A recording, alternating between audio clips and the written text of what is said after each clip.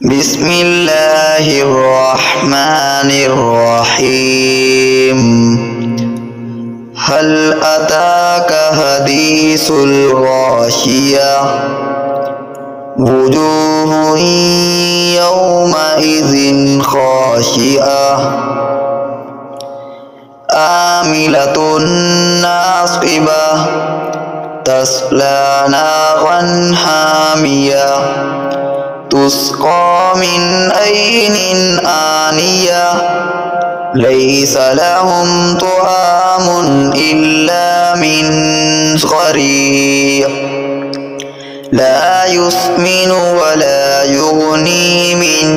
جوع وجوه يومئذ ناعمة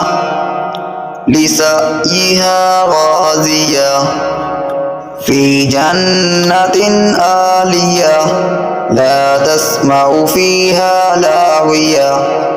فيها عين جارية فيها سرر مرفوعة وأكواب موضوعة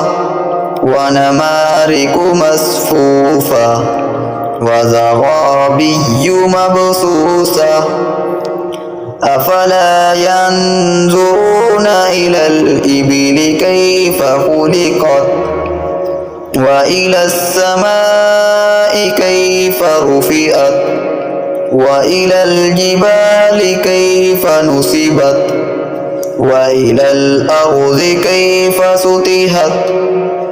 فذكر إنما أنت مذكر لست عليهم بمسيطر إلا من تولى وكفر فيعذبه الله العذاب الأكبر إن إلينا